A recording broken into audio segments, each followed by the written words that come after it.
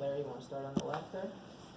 With Josh Gaddis, obviously you hired him for a reason. Now that you've had a chance to work with him more and through spring drills, what new impressions do you have based on being around him day to day?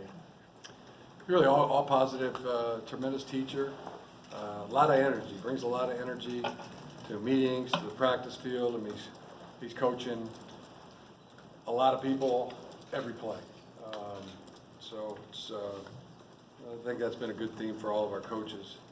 They've really been engaged and coaching really well. Our players are picking it up. I think as it relates to the offense, we're pretty far along after 7 practices with a new system being implemented. That's a credit to Josh and the staff. Jim, being satisfied with the new system so far, do you ever stop and say, you know, why didn't I do this maybe a year or two earlier? Is it something, like look back, maybe have second thoughts on what you've done previously, if this stuff is as good as you think it is so far? I think things sometimes change as you go along, and you're open to new ideas and different factors that make it beneficial. But I don't never been one to ever do things just because that's the way they've always been done. I've always taken the approach of if it helps us win, then we're going to do it and or at least try it. So it's always been my mindset. Coach, you talked about the corners yesterday on your podcast. What's Levert's status right now? Levert's coming along well. He had a procedure done in the off season that he's rehabbing from and really coming along well. It'd be close to whether he's able to make it back for some part of spring ball or not. But the rehab's going extremely well. And then Don Brown talked about Vince Gray. Yeah. So the corner position, I mean, it's been a healthy position for us this spring with Levert rehabbing, Vince Gray starting at left corner right now, and Ambry Thomas starting at right corner. Hunter Reynolds is backing up along with Jalen Kelly-Powell.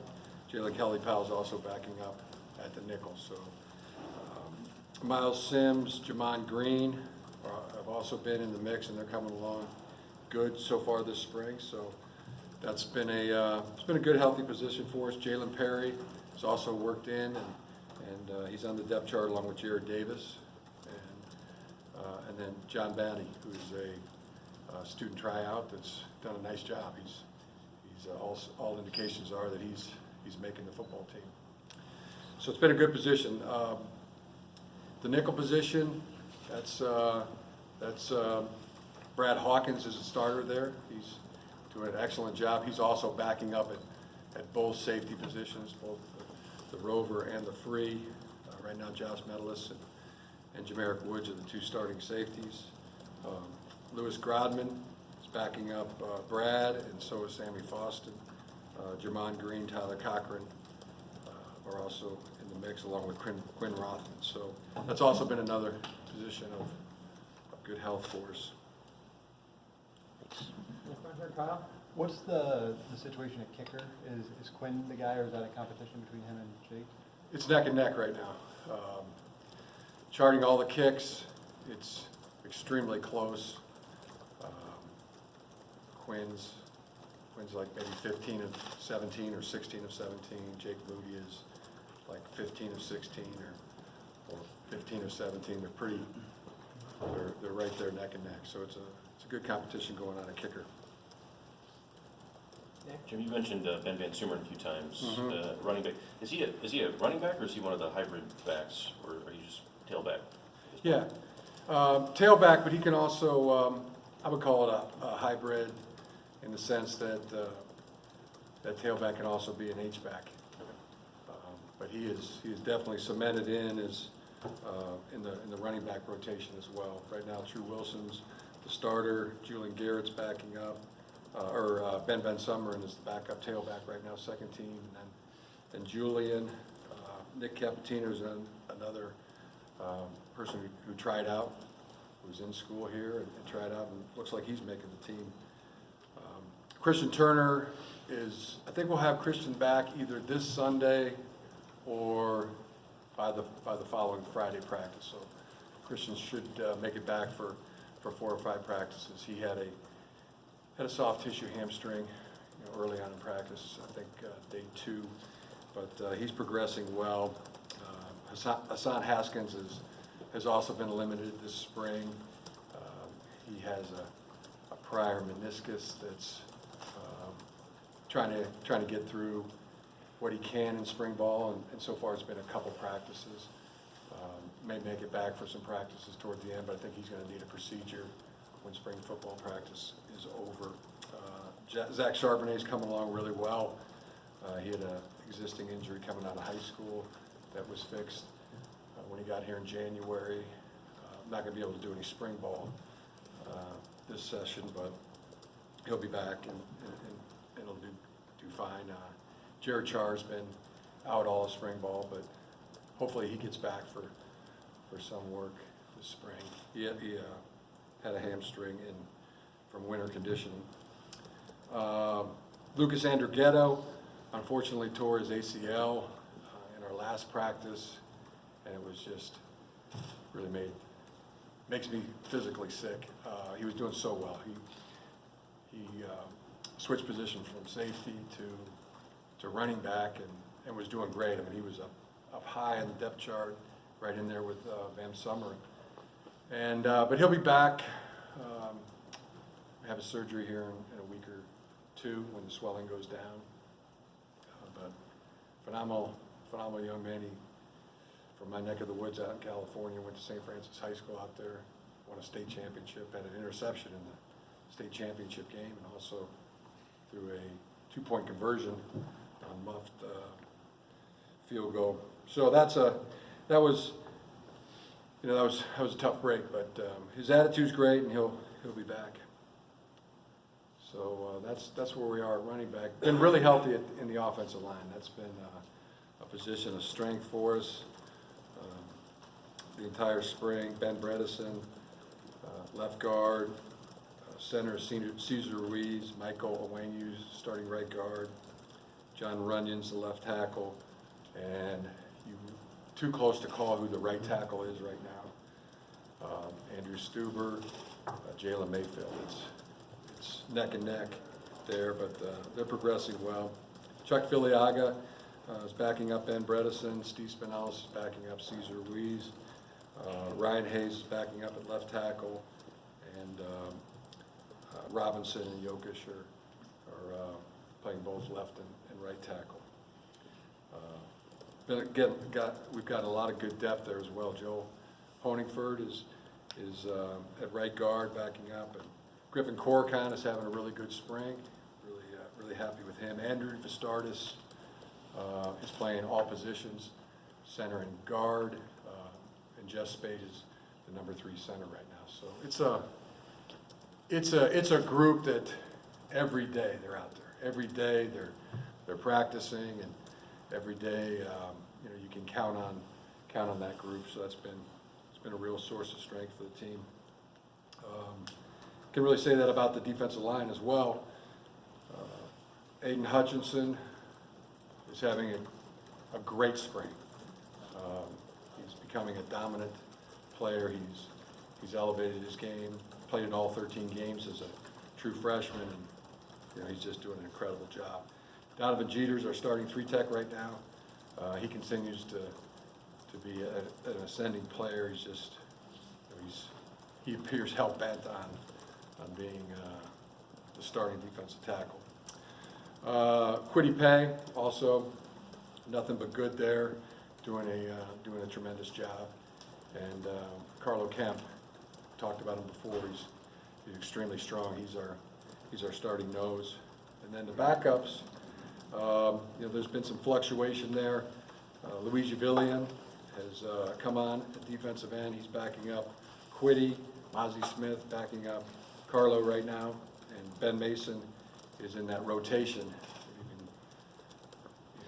starter or rotation, but he's all the way up at least backing up both those positions right now in our defensive line and coming on like gangbusters every single day. Julius Welskoff's made a move. He's backing up Aiden Hutchinson right now. Taylor Upshaw also rising on the depth chart, and Gabe Newberg. Ron Johnson's been slowed with some soft tissue, but hopefully he'll be back for the weekend. Dave Derbaki's having a very good spring, and David Ajobo, all signs are that, all indications, and once he really learns the game and understands that part of it, he's going to be a tremendous player. Exceptional in terms of heavy hands, being able to knock back an offensive lineman, and also has real speed. He was a 100-meter guy in high school, and when it all comes together, he's only had 7 practices. Was limited as a football player, as a youngster, and in high school. Really played 1 full season in high school, but played 4 other sports during his high school career. I had good things to say about him. Joy George is doing well. Carl Myers has been out all spring with a shoulder surgery, but that injury is progressing extremely well. And then the linebackers, Devin Gills missed a couple practices with illness, but should be back for this weekend. And when he is, he's been taking the starting reps at will. And Mike Backer was Josh Ross early, but then Josh had a hamstring strain. Hopefully he'll be back this Sunday, not this Sunday, by next Friday. But he was doing really well, having a great winter, and he was starting. Now it's Jordan Anthony is in there along with Cam McGrone. They're all interchangeable at that Mike Will position, and Jordan Glasgow plays Viper. He plays Mike. He plays Will. He plays them all in there. And then Shibley and Fakih have both been really steady, good players for us the entire spring, and they keep elevating their games. So that's the group right there. Hudson is been fabulous all spring. Kalik Hudson having an excellent spring. So is Josh Uche, and Michael Barrett's doing a really good job as a Viper and a Sam. Put him behind Glasgow right now in those areas, but really probably the backup Sam backer right now to Josh Uche. He's also, as I said, playing Viper. So that's a real in-depth look at the defense. And then wide receiver-wise, the starters are Mike Samerstill is the H, Oliver Martin starting at X, and Tariq Black is the Z. Ronnie Bell is he's hot on the heels of those 3 guys. Eric All has been really good this spring, and he's playing some receiver, he's playing some tight end, but he's got a lot of talent. Jake McCurry, unfortunately, was also high on the depth chart. He was in the top 3, 4 on the roster, but he had an injury to his foot in our practice before last. It looks like it's a Liz Frank fracture. He had surgery on it yesterday, but surgery went really well. He has a great attitude, and it looks like he'll be back by the start of August, if not August by our first game. And other receivers of note, Nate Shanley's also been slowed with soft tissue injury. Hopefully he'll be back Sunday, if not Sunday, by Friday. Jake Martin, steady, always doing a good job there. Jack Young has made quite a bit of improvement. Local player doing a really good job. And tight ends, Sean McCune has been outstanding. Nick Eubanks is the other starter at tight end. And Eric Aller, we talked about, Mustafa Muhammad, Luke Schoonmaker, both right in there as a 2 or a 3 at the tight end. And Joey Files continues to do his incredible job as player, coach, go blue guy all the way, doing fantastic. Quarterbacks are Shea, Dylan, Joe. That's been steady all spring. They're doing really well. And I think that pretty much covers most everybody in terms of depth chart and also injury. 2 guys, Donovan Peoples-Jones, Michael Dwumfor, looks like by all indications they have more serious injuries than we previously thought. Both have not participated very much in any practice or all winter. And concern is that and the worry really is that it's more serious, that if they can get back to their previous form and level. Oh, Nico, Nico's doing really well. Nico's progressive. Watched him run yesterday. So he had a surgery. Nico Collins had a surgery before spring practice, and watching him run yesterday, he's right on track in his rehab. Aaron, you have a question? I was asked about receivers. Okay. Angelique? Just to follow up on Donovan and Dwumfor, are the injuries that could keep them out of the season? Or when you say serious, what does that mean exactly? They could. I've always been the kind of, since coach, but also when I played, I put a lot of stock in what a player, how their body feels, how they respond, and so that's the feedback. All indications we're getting is that they really can't do much at all. Are they requiring surgery? Well, you always hope for the best. Are they injuries that require surgery? No. One Donovan's just been a soft tissue injury, a growing injury, and Michael had a torn plantar fascia right before the bowl game. You start to worry when injuries linger longer than previously thought, but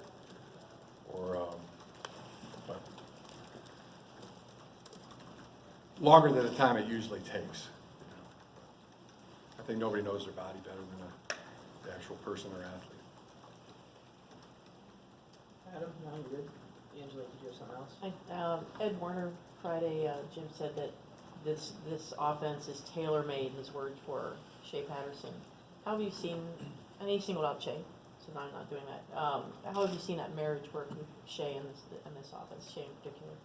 Yeah, Shea in particular, when the new system came in, I mean, it takes some time. I thought there was some indecisiveness, natural indecisiveness, but the last 2 practices he's been very decisive, going through his reads and knowing where all 11 are on the field, and making good decisions and being quick with his decisions and accurate. So he's really doing well. Last 2 practices are showing that. Dylan's also picked it up extremely fast and doing well. Little mistakes here and there that they have to get a feel for the reads and the decisions that they make. I would say that really all are progressing well in that area. Larry? At the open practice and at the spring game, how much will we and fans see the real offense, or do you keep that under wraps for competitive reasons? The plan right now is to run the offense and run the defenses. Nick? Jim, Mike Sanders still in high school was a really quick twitch, like explosive offensive. Is that translated? Have you seen that sort of, and you're smiling now, I mean, I assume it has. He's been as advertised, I suppose, from Yeah. what you've seen in high school. Yes, he's been really good. Yeah, he has a level of quickness, change of direction, speed that has been really eye-opening and really good for the team. But he's also tough. He's blocking. There's probably 3 examples where you can really just see him second, third, fourth effort down the field, sometimes 20, 30, 40 yards downfield, blocking for whoever doesn't have the ball. If you don't have the ball, then you become a blocker. He's been really good, and can't say enough good things about him. He's one of those, one of our mid-year guys that they've been great. They get to class, they get there on time, they get there early. They're kicking in the door to get in the weight room. They're just doing everything right. And I could say that about Mozzie Smith. I could say that about Eric All and Zach Charbonnet. Every single one of our mid-year guys is really doing well. Gabe Newberg, David Ajobo, all of them doing a great job. So, Mikey, just keep doing what he's doing. Really, he has an intensity about him when he's practicing and when he's in meetings. Really hungry and doing a great job. So, all compliments to Mike Sandersill, as long as he takes that flattery and, as they say, don't inhale. Should be good. Ethan? What's it like for a guy like him who, I guess, played multiple positions in high school to have a more clearly defined role now and learn that? Yeah, he's got the ability really to do both. And there's the defensive coaches would be, fighting to have Mike as a corner, as a nickel, for sure. And there's potential for him to be a two-way player, but that's kind of further down the line. But it just means a lot to the team. I mean, we have guys, that next guy up that comes in and steps up and does really well. Mike Sanders still, exclamation point there. Donovan Jeter, Ben Mason, they've really done that for our team. And they're going a long way to cementing their roles as starters for the fall. Got time for 1 or 2 more. Start with Isaiah. To that point with Sanders still, you mentioned on the podcast how he's taken a step forward being backup at punt returner and kick returner. What's enabled him to be able to do that as well on top of what he's been able to do at receiver? Yeah, at punt returner, Ronnie Bell's the starter kick returner and starting punt returner right now, but Mike is the backup punt returner. Ambry Thomas is the backup kick returner. Oliver Martin's third punt returner. Mike Barrett's third kick returner. Mike Samerstill's fourth kick return right now, and Mike Barrett's fourth punt return. So it's just fun. It's just awesome to see the enthusiasm that he brings to practice. I mean, he's out there every day.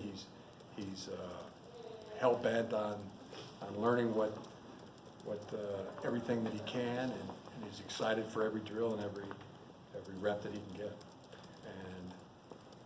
And still a little bit like Eric All, doesn't need some more time on task to really understand everything, but they're both just so on fire to do that, just to be good and help make the team good. Aaron? Jim, you mentioned a lot of injuries on the offensive side of the ball. Is there any worry that it might slow the install of this new offense? So many guys kind of sit out. Well, everybody that's taking mental reps that hasn't been in there. Even Lucas Andrighetto in the meeting, literally 2 days after he found out that he had an ACL, was asking questions of, how do I know if I'm getting the ball or the receiver's getting the ball on a fly sweep? And was adamant about knowing, and I could say that for just about every player we have on the team. I mean, they've been engaged, and when it comes to walkthroughs or meetings, they're guys that haven't been taking the reps are still up in the front row and absorbing the information. So I have no issue with that whatsoever. Jim, I'm curious what your feeling is on transfer portal, that not just your sport, basketball, players don't seem to be able to, you're not making them sit out as much as they have in the past. Is this good for the game, good for the kids? How does it affect you guys as coaches? I don't know. I don't know that I really have an opinion on the question you're asking, other than the NCAA just needs to decide. I mean, is it a one-try? Can you have a one-time transfer to any school for any reason?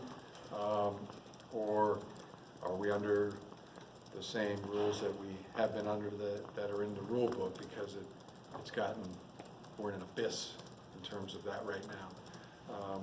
The other thing, though, I would say, because it's going to affect a lot of players, the new rule of being able to play in 4 games and still being able to have a red shirt, there should be a retroactive for those players that are juniors, seniors, and possible 5th years, because right now, I believe there's a hard line on them, even though you have a new rule if a player only played in 1 game or 2 games, or played toward the end of the season, but now they're a junior or a senior, that year they should be under the same eligibility as Should be grandfathered in. should be grandfathered in, like those are that played this past season. So, hopefully people come to their, the logic of that. Kyle, last question. Just kind of off that question, the transfer portal, I mean, is that something that you like actively have to look at now as a coach and see what players go in there, and maybe there's someone you want off that list? Or? No, I'm not actively looking at it daily. Angelique, did you have a question? I just have one. Don Brown the other day, that this is the fastest, this defense is fast. He said even faster than last year, which you thought was the fastest. How are you seeing that manifest? Are you seeing the defense look that much different? Yeah, that's a great observation. I mean, the thing that's hit me from day one with our entire team is that they move around really well. And then they move around really well all practice. There's no drop off toward the end of practice. I mean, our practice is even crescendo toward the end with the conditioning and with the speed of which the guys are playing. That's been evident every single practice on all sides of the ball, offense, defense, and special teams. Hungry and in shape. And the team is strong and it moves well, and that's showing up on a consistently good basis every day. In a different shape because of this offense? I mean, is Herbert having to do some different things to make them, prepared for maybe more snap count during a game with this speed and space that Josh has brought? Yeah, the whole winter conditioning program. Once we got on the field in the first day, second, and right through practice 7, you could see that our team was in shape, really moving around well, the entire practice, and even had, some juice at the end where it even rose, as opposed to practices that dip toward the end and fall off. I haven't seen that in one of our practices. They've been very competitive, very, very sharp from the conditioning and strengths standpoint.